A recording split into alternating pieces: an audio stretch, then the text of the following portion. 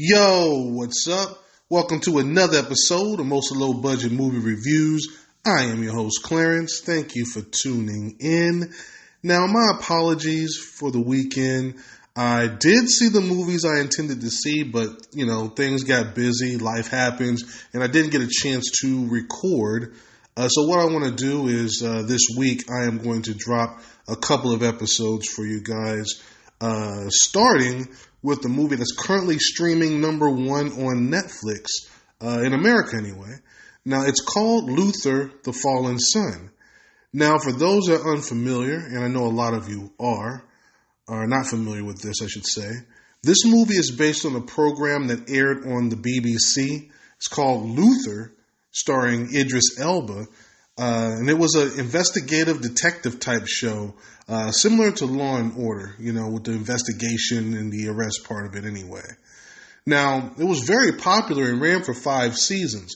Now, I won't pretend to know how their rating system works over there, but from what I read, this never really ended. It was more of a timing kind of thing. Idris became a huge star, and doing a serial type program was hard to manage with his schedule. And they have been teasing this movie for years, so here it is. Now, before I get into it, let me provide just a little bit more background. You see, Luther is a bit of a complicated character. He's an excellent DCI, which means Detective Chief Inspector in the United Kingdom. His specialty is being able to get into the minds of serial killers and understanding where they're coming from and eventually find them and bring them to justice. But as you know, bringing someone to justice within the confines of the law is not always that simple. So, best case scenario, DCI Luther might bend the law just a little bit to make it happen, but worst case scenario, he flat out breaks the law and he is a dirty cop, basically. But what is this one about? Now, we start out with this young man, and he gets a call, and he's being blackmailed. They tell him to go to this location, or else they're going to reveal his secret. So he goes there, and spoiler-free, he disappears. Next day, DCI Luther catches the case, and the killer is watching, and he's familiar with Luther's work, and he knows that he is a threat. So, spoiler-free, he gets Luther sent to prison. Now, while in prison, Luther's locked up. The killer continues with his plans, and once he has everything in order, he starts to taunt Luther, sending him messages and doing some other things. Now, Luther is haunted by that case that he couldn't solve before he went to prison. So he decides that he's going to break out. And that's where I have to stop. Because from there, Luther does find a way to get out of prison, and he's attempting to solve this case before the police can lock him up again. So what did the pros think? Well, they came in at a 66% on the Rotten scale on 79 reviews, with the audience at 85% on less than 50 reviews. But what did I think? Well, let me start with the positives. Sometimes characters don't translate to the big screen as well, but that's not the case here. Idris delivers, a great performance like he does most of the time. In fact, mostly everyone in here was pretty solid. A little bit more on that later. This had a bigger budget, and you can see where the money went. They scaled things up a bit, and, for the most part, that was all good.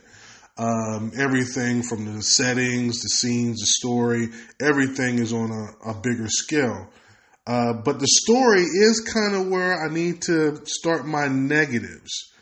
You see, because the storylines is what really made Luther stand out. It's not bad, but I think they felt the need they really needed to go for it, I guess. And the first act was very solid and reminiscent of something that I might see on that normal program. But then that second act kind of comes and it gets a little bit more twisted and over the top. But I'm still with them. However, that third act, they just went way too far. For me, Luther was always more rooted in the real world. And, when you're dealing with real world stuff and it feels real, everything that happens kind of impacts you a little bit more. They took it way too far in this one. That third act is this whole underground lair. this gas sprinkler system, this torture room, and all this other stuff. It got way too many cliches that they threw in there at the end there, and it lost a lot of that subtle, more complex storylines that Luther, has that, I'm more used to. But then again, that's more of some people that are familiar with, the show. So if you're not familiar with the show, you're probably not going to pick up on that. Now, Andy Serkis plays the killer, and he's very capable here, but his performance as the killer is a bit uneven for me. Sometimes he's delivering, and the way he is, he's very menacing and scary. Sometimes it's a little bit too much. He's hamming it up a bit. At some points he feels like he's like a twisted game show host. He's kind of all over the place with his performance. Like I said, it's a little bit up and down for me. But I don't want to beat this one up too much. Let me bottom line this one for you. Did I enjoy it? And yes, I did. I would put this one right at a 75% on the Rotten scale. It was great to see Luther in a full feature-length film. And they were hitting all the right notes for the most part for half of the movie. It's just the second half, again, they just went too far and went, way left. It went further left than they needed to go. And while I still enjoyed it, like I said, they just took that third act to places where it didn't feel like it was natural for a Luther story to go. And But this is the first movie in a series of movies, according to Idris. So hopefully they can, take some of this feedback and give us more of that grounded character development and less of that over-the-top craziness. So yeah, definitely check this one out, even if you're not familiar with the series. It's a nice, detective crime watch. So, like I said, if you're not a fan, I definitely suggest you watch, the entire series and not just this movie.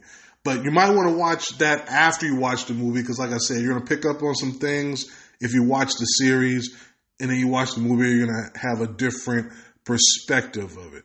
So for us hardcore fans of the series, it's going to leave you wanting more, which is good, but also was a little bit of a missed opportunity, I think.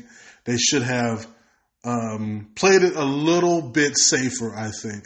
I don't mind taking chances. They swung, and that's fine. But, if they were going to swing big, I wish they would have went with a more original approach instead of some of the more, like I said, basic serial killer stuff that they went with here.